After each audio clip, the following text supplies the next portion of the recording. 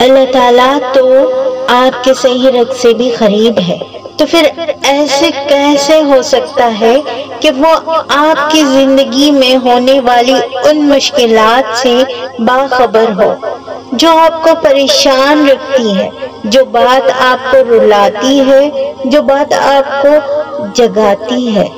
اس بات سے اللہ نا واقف نہیں ہے، بس آپ کو اپنی ساری پریشانیوں کو اللہ سے بتانا ہے۔ اللہ سے بتانے کی ضرورت ہے تو ہمیشہ اللہ سے بتاتے رہیں، اور اسے اپنا یقین اور امید وابستہ کرنے کی ضرورت ہے، پھر آپ کے مسئلے جانے اور اللہ جانے۔